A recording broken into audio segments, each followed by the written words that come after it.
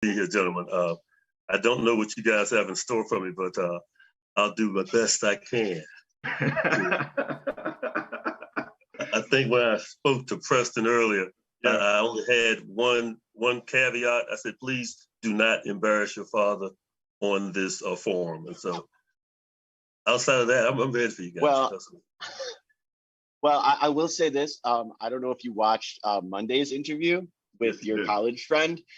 He kind of jumped on the embarrassed aspect very well. We found out that you guys broke into the Pentagon together, which is amazing. Well, let me tell you, my good friend Kevin, he's very articulate and he's a very intelligent man.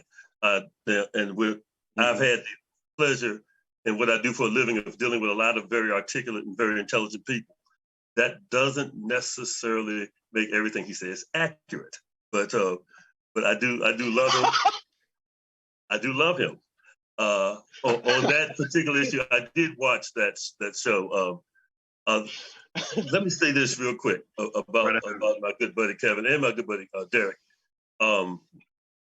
Kevin has always had what I call it factor. So he didn't break into the Pentagon, folks. They let him into the Pentagon. It was nervous Louis standing there that all the guards were looking at, like, what's this guy doing here? And so Kevin then has to talk me in. Okay, but he's always had that ability to just come and go and get away with amazing things because he's one of those few people that can walk in a room and connect with somebody and everything just works out. It's hard work for most of us normal people. And so, but he's always had that special ability and it's gotten him very, very far. If he was a lawyer, he would be one of the top lawyers in the country. He just has that certain factor that you do the fundamental things, but you also have that ability to connect with people. So that's what I'll say about my good buddy Kevin. But I know that if he's listening today and some of my other friends have gotten a hold of me prior to this interview, and I know I'm going to get fact checked. So I'm going to try to be as careful as I can on anything I tell you guys. That's amazing. It's so interesting because fast forward to today and the past couple of years, I feel like Preston can say almost the same thing about me. Is that people let me in anywhere, and I'm just like, come with me. We're going downstairs for this show, and we're going to talk to these people. He's like, what? We're not allowed down there. I was like, shh, just go. I was like, when that door opens, we're going in. Yeah. Even back we would. What's the thing? I don't know if people still do it. When I was college age, they had this thing called club hopping, where you go to a nightclub, spend a few minutes, go to the next. But my money wasn't long like that, and so if I had $50 on me, I'm like, well, here's the deal. There's this one place, cover charge is $10. This is where I'm going. This is where I'm stopping. Not my crew. They walk in, never paid a dime. Kevin at the time was a cameraman in Baltimore. And what he would do, he would walk up there and go, hey, press babe, and just walk in. My buddy's following me in, and I'm the nervous guy. No, sir, I'm not going in. Hey, he's with us. And I'd come in, I'm like, this is where I'm staying. I had one night, and it's funny, the night I don't think I've ever told you this, Preston. I met Mike Tyson one night. Met Mike Tyson one night in Washington, D.C. We were going from club to club, and I hated doing that. They knew I hated it. I was with the same crew, same guys that were up on Monday. And I said, I'm not doing this with you guys anymore. And I stopped, and I just started walking the street in Washington, D.C. in the middle of the night during the club scene, because I wasn't going back inside anymore. And I walked up on this guy, and it was Mike Tyson. And he had all the entourage and big guys around him. And the first thing I'm thinking, I'm taller than he is. And I probably weighed more than he did. And the first thing I thought when I saw him, Pete, was, I think I could take this guy. No. I think I could. And mentally, when you see somebody I think I could do it. Now, clearly I have enough intelligence to understand that's not the case. You're not bigging this up for the radio, right? Pardon? You're not bigging this up for the radio, right? That you got Mike Tyson. This is the first time. No. Okay. Trust me, I got no sense to know how that would have turned out. But your first mind, when you see him in person, on television, people are bigger and grander, the whole 9 yards. Right. In person, I was taller than him. I was bigger than him. He didn't look like an imposing figure. I'm like, this is the guy that's knocking everybody out in one round. That's your mindset. But I ended up getting the scenes of DC back then. And, you saw a whole lot of things about different people and different lives. You have this really high class, high area community in one block. 2 blocks later, you got a guy sitting on a trash can with a bunch of other trash cans just banging on trash can lids, hoping somebody gives him a couple of dollars. And so it gives you a lot of perspective. A guy like me from a rural area, it just gave you a lot of perspective at a young age on how close it is, how easy it is, depending on how you live your life, to be in one area or the other. Yeah, definitely. And that's awesome. I know that for our Facebook viewers, there was a little bit of technical difficulty. So you just want to kind of reintroduce ourselves. You're watching Behind the Brand with myself, Easy Bluez, my brother from another mother with his father sitting right across the way, Prestige, and the absolute incredible Louis Wilson III, Esquire. Thank you so much for being here on Behind the Brand on WNHH. With LP 103.5 FM. Yeah. I'm not good at that go stuff. with that whole intro. It was a little good. Maybe need to work on it a little bit but let's just stay on our lanes. Easy. I love you very much, brother. Dad, you were part of broadcasting major yourself in Hampton University. What interests you in that topic? Because you always like to talk well. I think that's the one similarity that we have between us. We have this deep voice, and we like to use our deep voice to the best advantage as we can. So go right ahead. Go ahead. Well, pause. Yes. The one similarity. Have you looked at each other? But the plan. How about this? Maybe just better wording. One similarity of many. Like, just go for our listeners. This is the fallback. The plan actually was to actually go in media. And Preston, and I guess the audience or easy, you might not know, every one of my children has majored in media in school. And so I don't know, and my ex-wife was a media major as well. So, but the plan was not to do what I'm doing there. It just ended up this way. The idea was to do something. I've always been a fan of sports. My big brother was a really good high school player and a bit of a legend of his own time. So I got to watch him play growing up. And so I always wanted to announce him. When he would play football, I would actually sit in the stands and do statistics. I would sit back and I'm doing the tackles and the yards. So at the end of the game, when he'd be talking about how he played, I'd be like, well, so-and-so only got 2 tackles, or so-and-so, only got 1 assist. And we had that connection. But the plan was always to go into the field, and it just didn't work out. I started doing so many things not related to academics when I started in college. I had to take a backward step, kind of reload, and then put it together before I started going into the field of law. And frankly, Easy, it's this guy here who just doesn't realize the impact he's had on my decision to do this particular profession. And Preston knows, and he just hadn't come up yet in this conversation. I was working actually at an oil refinery when he was born. And compared to the other odd jobs I'd had all kinds of hustles up to the point where I got that job. And it was a really type of decent, good paying, steady job that my mother, may she rest in peace, wanted me to have. Okay. And when Preston was born, I started seeing myself in a different light. And it's a weirdness I can't explain. And I think I heard that you may have children. I do. Yeah. I have 3 children. Yeah. And the thing is, you see yourself different. And it's like, so it becomes, I want to be the person I want him to see. And so I started thinking, well, I like what I'm doing, but I want to be the type of person that he sees as consistent, being a professional. Opportunity came up and I took it. Now, and then he's a baby at the time, but you just make a whole lot of lifestyle changes when you've got that new responsibility. And so without even realizing it, Preston gets a lot of credit for the consistency I have at this point, because he started making me be a more consistent person. So fatherhood makes you better. What was that thing? Makes you better. Makes you better person. Hey, that's awesome. I hear the words you speak, sir. I made you more efficient. Wow. It'd be nice to learn. Nice to learn that.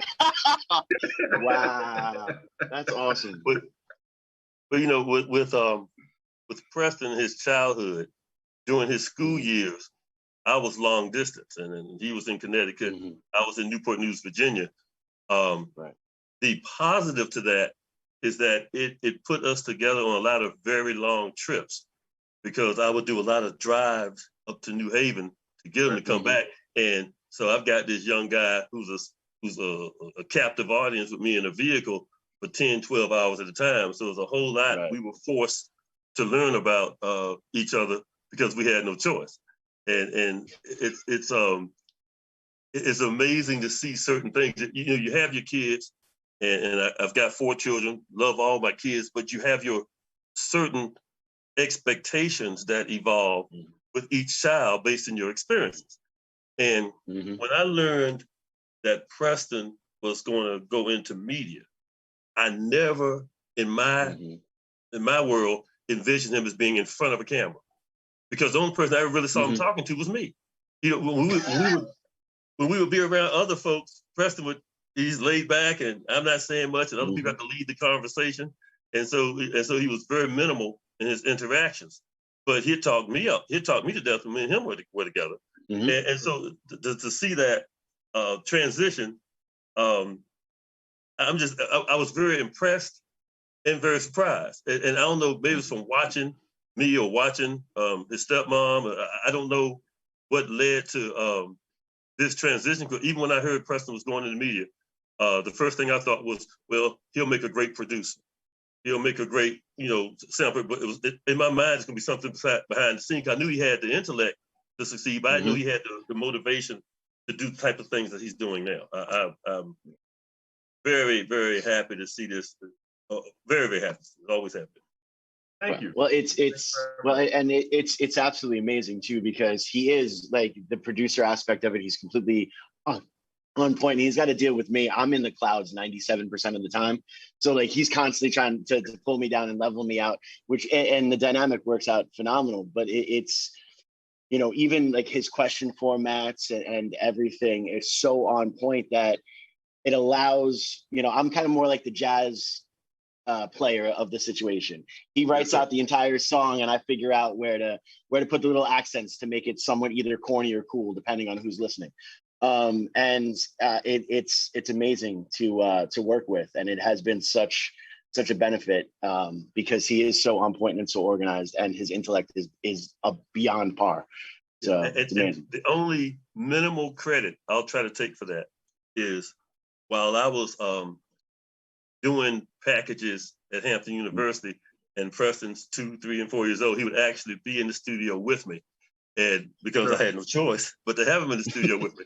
So I'm going to think it was something that I did or said then that sparked something in his little mini brain that said, okay, I'm going to retain this, then let it flourish at a later date. Because Preston's gone with me to work, he's gone with me to school, and at that point in time, for us to do what we were doing, both him and his mother, both me and his mother rather, at the time, were both working and both going to school at the same time. So Preston got a lot of experience on the job, even at the oil refinery I was working at. And so he's got those things that he's got. I'm thinking maybe something planted a seed then. But I like you, sir, are very proud and amazed at my son, what I see. That's amazing. It's crazy how you just say that, Dad, because I think that's how I probably got good at transitioning. Because like every time like you came up to New Haven to pick me up and bring me down south for those couple of months, it was like there was always a different person. Well, I like to call right now in 2021, always a different guest in the car.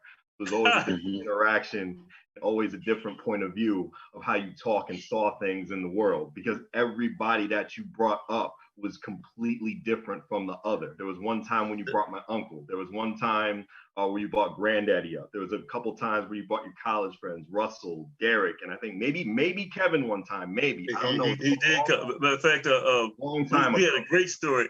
And this is the last Kevin story I'm telling on this particular show. I was or so you think.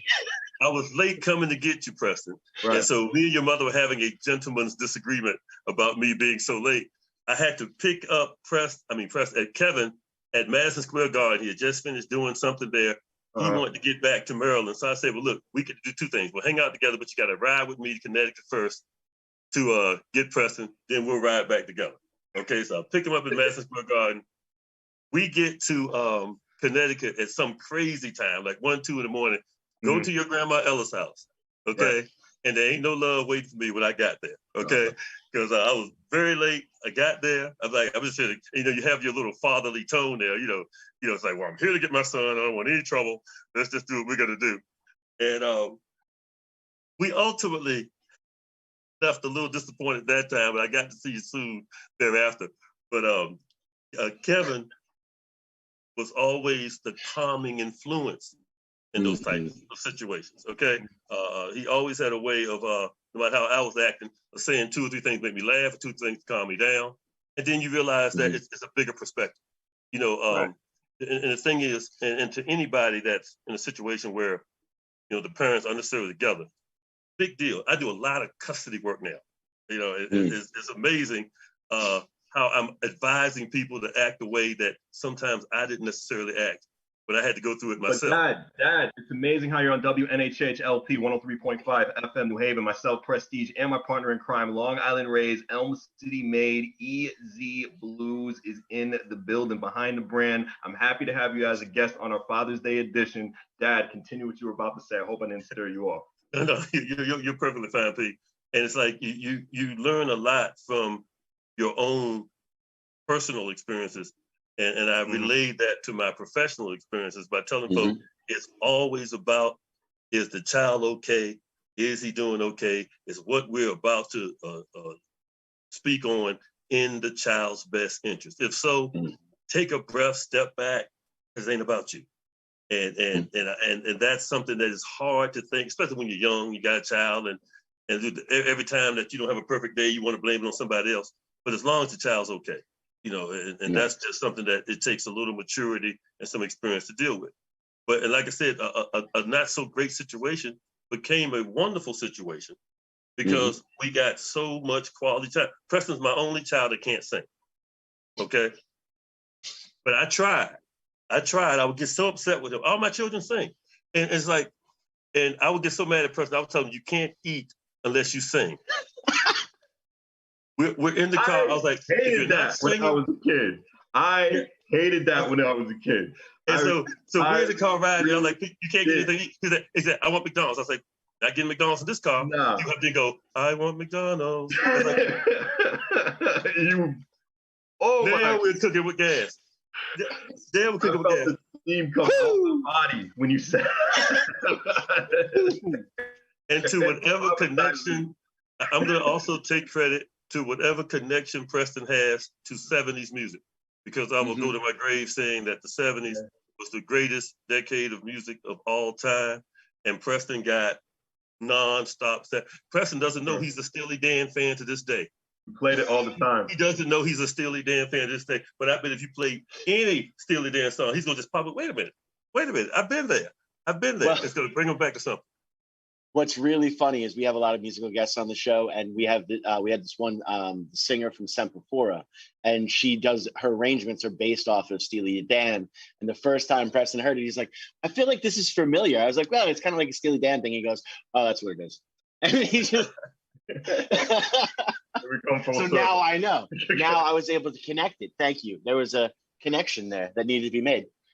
But no, you played a whole bunch of great artists, Dad. You were playing Steely Dan, you were playing Eric Clapton. Oh my God, you were playing Queen all the time. It wasn't just one genre of music. Like, you played everything. Are we going to get to Cameo or not? I was just about to say that. I was literally about to say, we've heard so much about Cameo, and we actually heard that your friend Kevin Frazier was able to interview one of the members of Cameo, and his life became full circle because of that.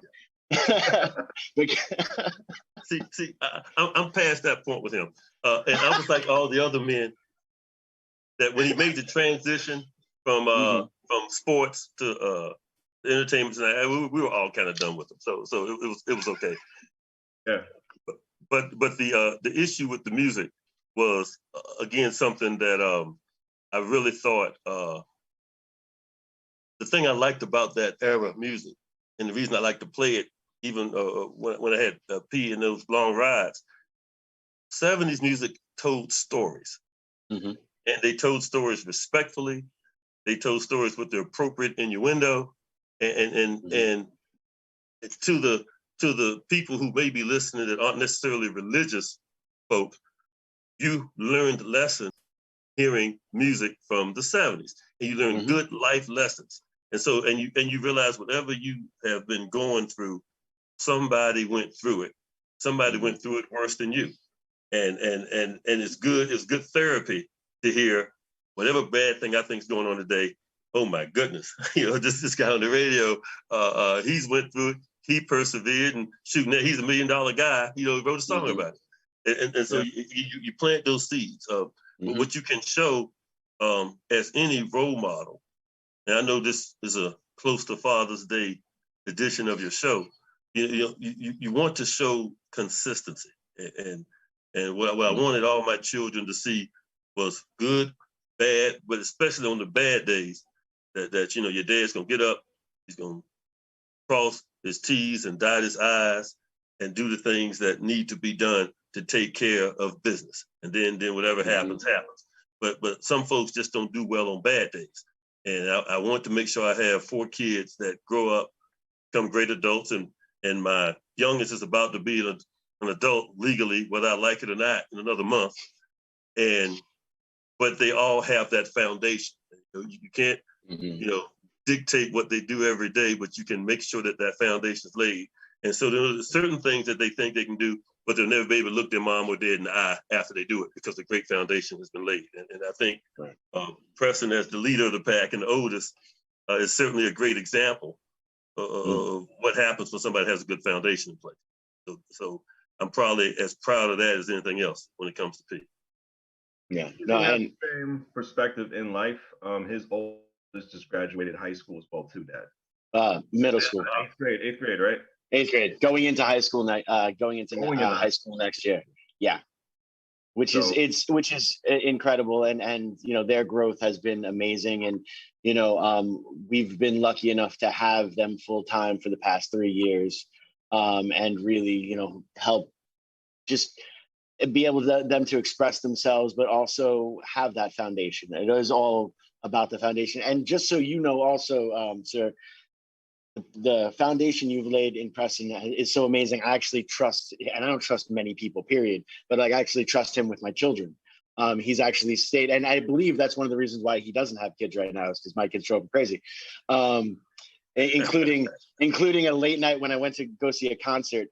My son Miles didn't want to go to bed, so every once in a while he'd just sneak out as like Preston's laying on the couch. Preston would open up an eye, and there's my child just sitting there staring at him, like, "Hey, what's going on?" So I think he still has a little bit of nightmares and some PTSD from that, but they're working it out. Well, I know Preston's going to be a wonderful father when the time comes. There's no hurry on that particular issue. Not at all. I agree. I'm not rushing it. We're in no hurry to be called Granddaddy Louie, but I know when the time comes, you're going to be wonderful in that regard. I have no doubt about that whatsoever. It's crazy how you say that, because I got one parent tell me not to worry, and the other parent, well, I'm getting kind of older, son. But that's a maternal thing. That's a maternal thing, though. Like usually the fathers are like, "Take your time," and the moms are like, "Time is coming." Yeah, take your time. Yeah. Every speech I have to my kids, and they're all sick of hearing it.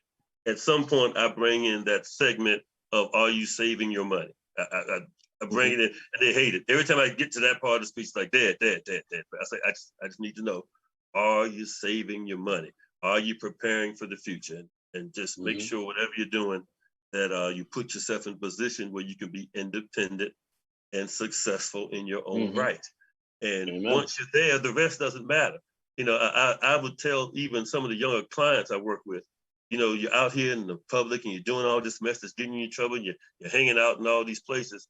But that girl at the bar on a Friday night, if you are at home and you got your own place, got your own vehicles, your rent or your mortgage is paid up, you can be sitting at home minding your business. That girl's at the bar texting you, talking about what are you doing later while 50 no good guys are trying to buy her drinks.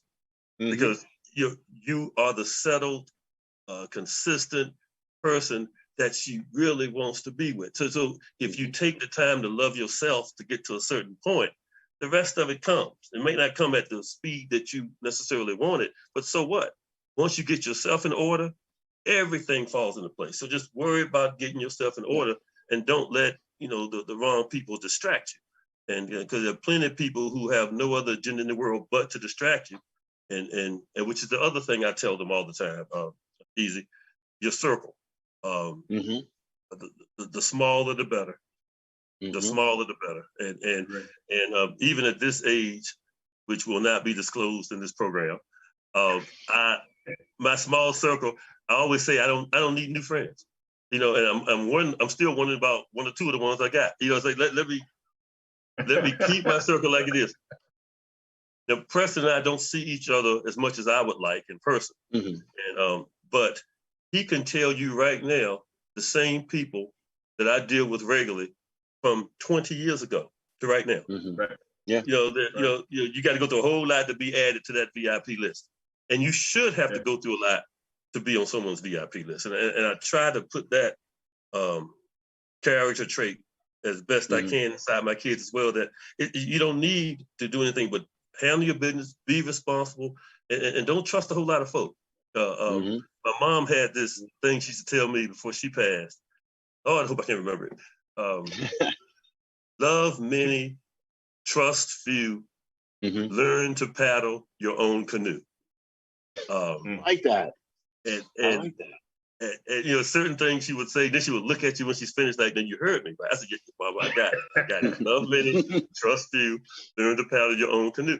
And these things matter. And you know, the same way certain things that my parents did stay in me, you want to pass on certain things. I know everything I say is not gonna stick, but there are certain things I want them to know that must be Louis Wilson's son or Louis Wilson's daughter, because that's how you're supposed to treat somebody, or that's how you deal with a certain situation. Right.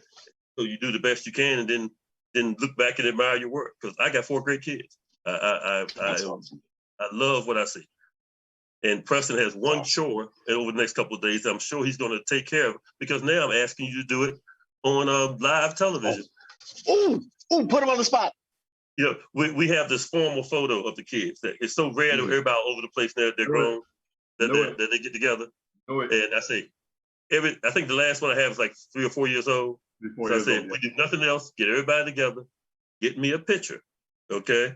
You know, and it's Father's Day. Don't you want your father to be happy? I do. Liver shot. Want my father to be happy.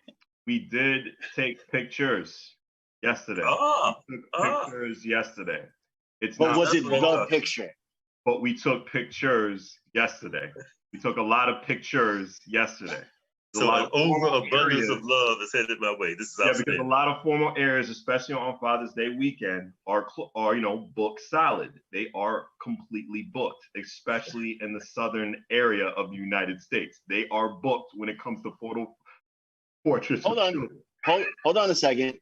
If you can get me the digital photo, I might know a couple of photographers that can, gloss up the picture and stuff like that, the digital aspect, so we can make it more of a formal picture, other than just, a picture taken from a cell phone. Although we have had photographers on this show who have said most of their photo shoots are with their iPhone 12s at this point anyway. Exactly. But yeah, we can definitely send it to get it edited and cleaned up, for your dad for Father's Day. That'll be my throw in on that, because I say you're my brother from another mother, so I have to say Happy Father's Day to you as well. So it works out well. And I will send you something after this broadcast, Easy, and then my dad will be a very, very, very happy man, and mission accomplished. You're not going to put me on that too much on blast on the air. Nope, not at all. See, I'll be no, happier. I'm already very happy. Happier. we're here to bridge. You know, we build bridges here. We only burn them when it's necessary, and sometimes, you know me. But we build bridges here, and we're coming together as a community, and we're building this bridge. We're getting it done. It's a wonderful thing. Yes, sir. But let's talk about building the bridge. I want to go back into memory lane, Dan. You talked about people staying in their own lane and just worrying about themselves. Now, tell me everything just about you coming into a lawyer. I mean, I know I was one of the decisions that led you into becoming this more efficient person. But like, what were those steps that took you to go into it and be more independent, get your own firm? Okay, well, I'll say this. Right. And I meant what I said, that the career shift mindset, Preston, was really and truly born with you. Right. I was at a good career position at the oil refinery.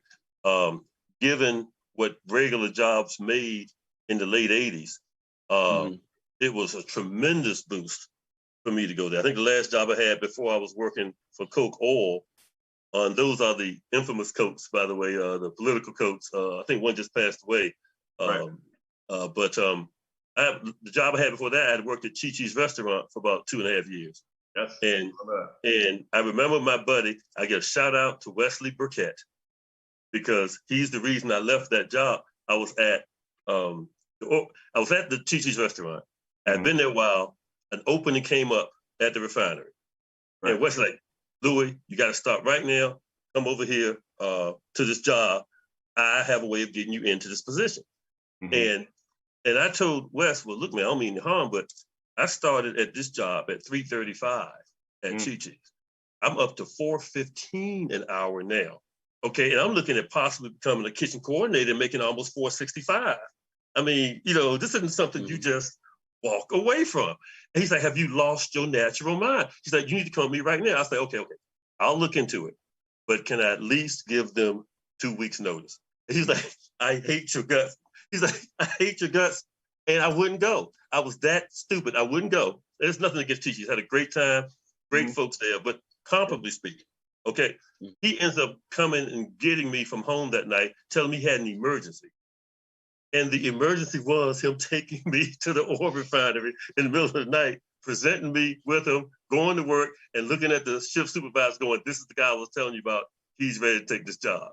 That's how he maneuvered me from that place to there. Wow. Now, at the time, what got me to the law profession, I ended up staying at the oil refinery for a number of years. Yeah. But they had a tuition reimbursement program there that if I had the time, because working at the refinery was easily 50, sometimes 60 plus hours a week. And so you got a great base pay, great overtime rates.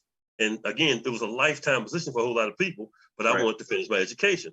And they made you pick a career path if you did the tuition reimbursement. So you had to pick the career path, go through the bureaucracy there to get approved for them to pay you back for the classes that you take.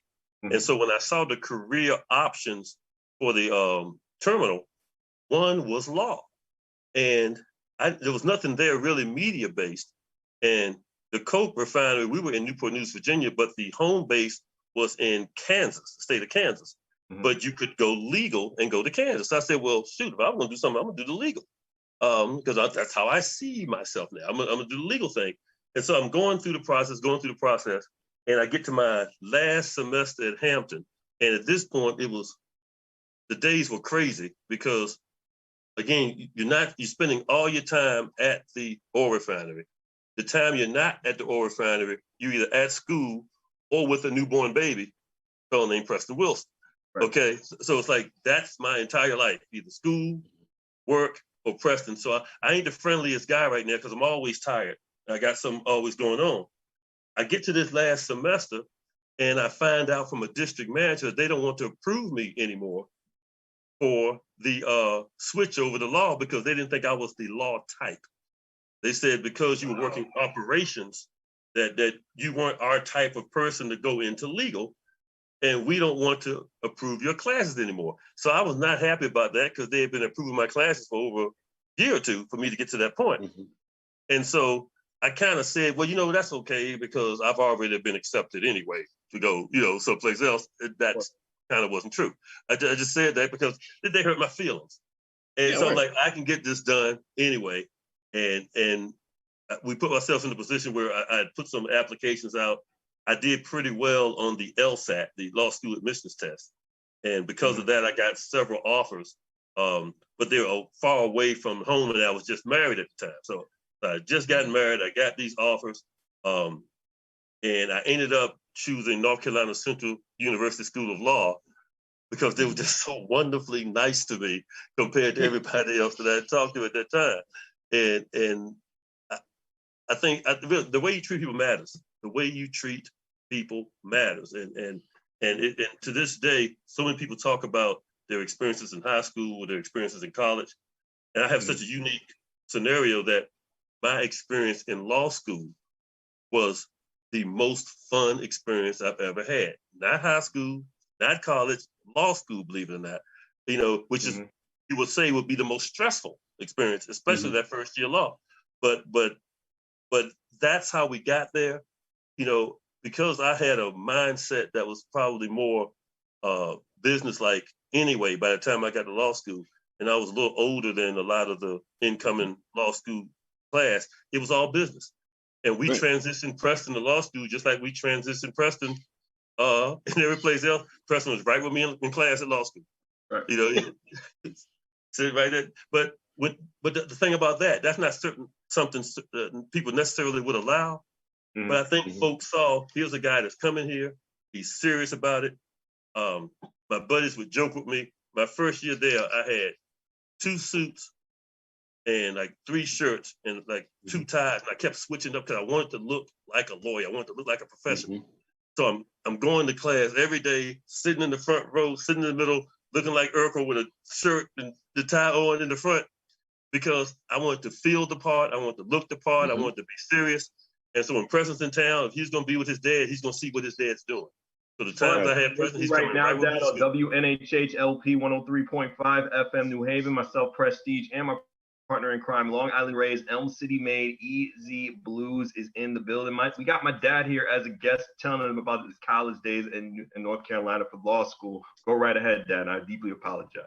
Oh, no, that's perfectly fine. Of course, by the time I'm in law school, Preston's older now, and he's talking more now. And so there were probably 2 or 3 times in class where he got me into some serious trouble by telling the teachers about what I was doing the day before instead of prepping for class.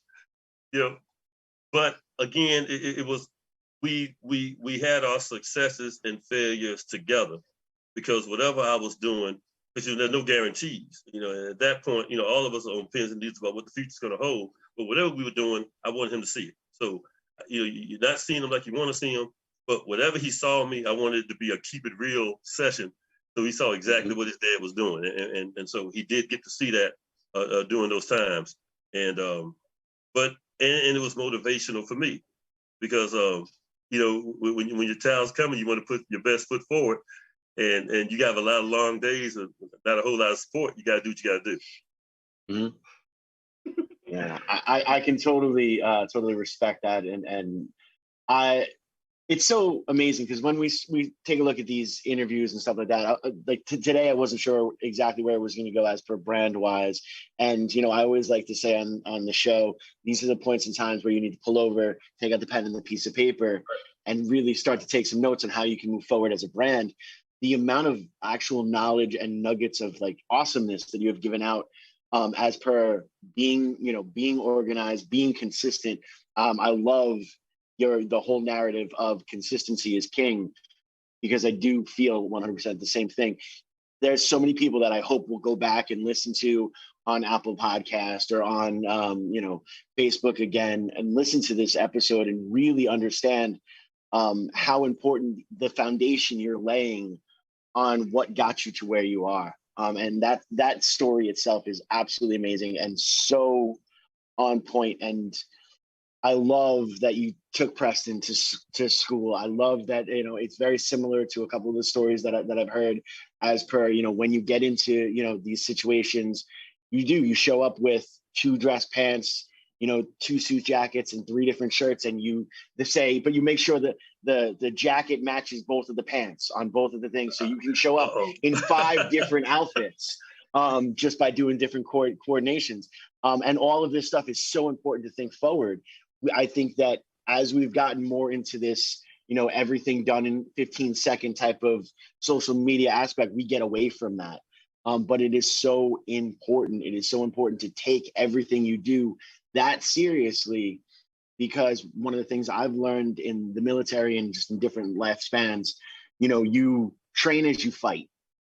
So if you go into that situation, go into that school like you're walking into that courtroom, like you're walking into that negotiation right from jump, if you can instill that attitude from the moment you hand in your admissions request, that is what's going to carry you forward. And that is really amazing. And I love that we're actually getting to hear that real-time story. So thank you so much for your knowledge. Look easy. I know my fact checkers are going crazy there on the part where you said that the clothes at least matched. So I'm going to be cutting off by text to see for the rest of the day and shutting down my Facebook page. Because I already know what's coming. Oh, no. But the thing is, circles. I know we talked briefly about that a little earlier. When I say that Preston knows every close person in my life, even though I may see P once a year or twice a year, it does matter. The guy you saw Monday, a couple of other fellas that haven't been named, my buddy Derek that Kevin and I both know, we don't see each other a lot, but we know who we can depend on and we know who we can trust. And so we're smiling and we're pleasant and we're appropriate and we're polite to the people that we deal with who may not have our best interest at heart. But when I get 70 and 80 and 90 years old, I know who I got. I know my people. And I don't need them. You know how they say that some folks you can go 5, 6, 10 years without seeing, you see them 10 minutes and you're right back where you were. And I one of the things my mom always said about me was I picked wonderful people in my circle. I got a buddy, Brian Blackwell from my high school days. I don't think I talk to him but once every couple of years. Okay. Right. Great guy. I could do shout outs for 5 or 6 guys. So for those of you who aren't getting shout out, let it go. You'll be okay. I'm just saying, but they know who they are. And when they call me later to cuss me out because I didn't say, it is what it is, but you know what you got and it's great and you can count on it. And so I don't necessarily call in the favor I know's there, but I'm living my life in a way that I know if I ever got myself in a bind, I'm never in a bind with my crew. Never in a bind. Right. They got me. So having that is a whole lot better than having 500 people that you have no idea who you can ever count on. And as soon as you have your first bad day, you're not going to hear from any of them. And so it's just, again, if you lay that foundation now, you're already set. And I appreciate that I've been able to, a degree at least, show that part of consistency in my adult life and dealing with my children, if nothing else. That's awesome. Now, as I piggyback off that, Father, yes, sir. You can definitely say that when it comes to actually work life, because you managed a firm, you managed other lawyers, you managed different secretaries and everything. And you, in my opinion, I think you were a little bit of motivator to them because you always inspire people to be their best selves when it came at least into your working environment. And some people really can't take that. It was a lot of constructive criticism, especially when it went to other people who weren't meeting to their best potential when they came up to the work environment, which I saw, because I saw a lot of you, especially when it came to school. You were very, very, very, very, very, very efficient, and you were very, what's the best word to say it? Very punctual when it came to things. And some people can't really just take that so much. And then I just see them just leave overdoing time. So, well, leadership can be defined so many ways. And some people can be a very, very effective leaders also, so many different ways. And I try so hard to go, you see what I'm doing. Right. Okay, you see what I'm doing. And so if I'm doing it And even, like I said, on the bad days, we still produce a good result. That's the example I'm setting by what I'm doing. And so it's like, even you go back to, I think when I told you I started off in the kitchen at the Mexican restaurant, Chi-Chi's. Mm-hmm. You know, you had managers that would, you know, have a degree that said, I'm an assistant manager there, I have a degree from X school that says it. They come in, they never leave the kitchen office, and they're barking instructions. You have other managers that are out there in the middle of the lunch rush with a broom, you know, and they're like, well, what's the system? Because they're making sure that things get done. Absolutely. They're showing you through their action that from every part in that building, they have the ability to perform it if they needed to, and they're part of that team. So they're doing it. So they may not be out here screaming anything from a mountaintop, but that's leadership as well. And that's leadership in a different way. And so I've always tried from that perspective to be the type of person that's like, okay, if I'm working with him, I know what he's doing. So I have to up my game to at least do these things, to at least be there on time, to at least have my stuff in order, to at least have contacted and talked to the people I need to do. So you have your checklist of what your professional responsibilities are, follow your checklist. So whatever happens, if it's the worst day in the world, they can't say you didn't show up. They can't say you didn't show up on time. They can't say you didn't do all the things that you're supposed to do. Now all you got left to do is the pretty stuff, you know, be passionate, you know, use your characteristics and all that great stuff. But don't lead with the character. You know, like Kevin was saying in his interview, lead with the fundamentals. How many times when he was talking to you guys did he say the first thing that these people have to do, even the media, is learn their job? Okay, learn what you're doing. Then all the other fluff stuff is great. And so it's the same thing in my profession, same thing in your profession, guys. You know what you're doing first. Show whoever wants to be a part of it that I'm doing it well, I'm doing it consistently. And then you're a leader by what you're doing without ever saying a word. No, and that's so true. That's actually one of the things my grandfather instilled in me at a super young age. Any job you go into, learn their way first, excel at doing it their way, and then, only then will your opinion matter. You know, just because you can figure out the faster way to do it doesn't necessarily mean it's the right thing to make yourself, you know, look good. Knock out their way first. And that's another thing, being in the military, I was able to understand the rules and regulations, but because my room was always clean, my uniform was always on point, I was always the first in formation, I was always the first to volunteer.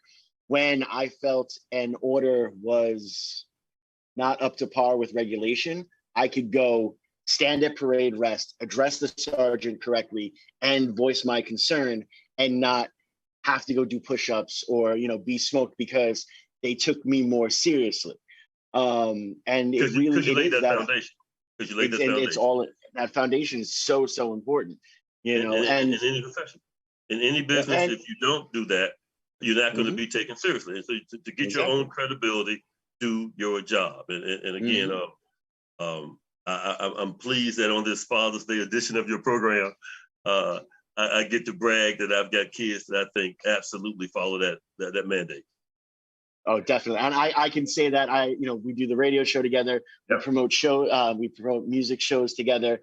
We have worked together in a corporate restaurant type industry together, and every single aspect, Preston above and beyond shows that. And that is an amazing testament to you, to his mother, and just to the incredible human being he is. Like, you know, I say it a lot, I say it often, and I actually, like, I'm one of those people who believes in giving the flowers, you know, from jump. And I try to give as many flowers as possible to your son, because he really is an incredible human being. So, and I now totally see where he gets it from. It's awesome. This has been the most fun for me, I think, personally. I don't know if you guys are having fun, but I'm having a blast. This is like, dude, I'm getting your origin story, man. Like every comic book geek right now. Like I'm loving it. I am freaking loving it, dude. Loving it. Dad, I got about like 2 minutes, about like 2.5 minutes left of this broadcast. I just want to touch just a little bit of why you wanted to enter local theater for a tad bit. Okay. Only got such short amount of time. Well, I'll say this. In my last year in high school, or college, before law school, I was in a school of performing arts. Did acting in that school of performing arts. So the bug's always been there. But I really did that, Preston, again, because of you guys. Joseph, your brother, Kalen, I was encouraging them to do those sorts of things. And again, I thought I'd try to lead by example, because I remember we were talking about something, because Joe's probably the best singer in the family.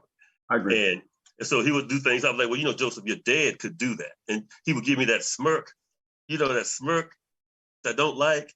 I was like, your dad can do certain things. And we had actually had the same role in the same play, but years apart. We had the same role in the what was it, the musical Godspell. Had the same role with the same part, sung the same song, "We Beseech Thee." And so I'm like, Joe, I did these things, and Joe would kind of laugh at me. I was like, okay, I got this. And I was on a number of boards anyway, and I ended up joining the local gallery board theater board of directors. And in the course of that, when a certain opportunity came, I started getting in the theater. And so the purpose was I wanted my children to see that Daddy can do it too. Right. And it's by far the hardest thing I've ever done, by far. Don't ever discount community theater. Some of the most impressive people you will ever meet and dedicate to their craft are in community theater. And so I found myself, especially with my professional demands, really scared all the time that I was going to disappoint and let these other folk down by not being prepared. And so it made me overly conscious all the time to try to do the best I could. And we came up with some great projects over there. And I won't do any more because I'm scared I'm messing up. And every now and then they honor me and flatter me by calling me and asking me about something. So I appreciate that. If I've got anything on this leftover pressing, I'll send you for stuff that you haven't seen. But they've done some phenomenal work. The last project we had was To Kill a Mockingbird about 2 or 3 years ago. And it was the highest grossing production in the gallery's history. And the gallery in Hosky, North Carolina had been putting on productions for, I believe, a long time, about 100 years, 90 years, but something. I know you only had 2 minutes, but I wanted to say as many good things I could about the theater in that 2 minutes time. Absolutely, Dad. Dad, I loved having you on. It was great you being here. I got to get you on again sometime in the foreseeable future, because I know you have so much knowledge, especially I really want to dig into the whole lawyer business too. Thanks for being a part of this, Dad, on our Father's Day edition of Behind the Brand on WNHH LP 103.5 FM, New Haven. Thank you. Thank you, guys.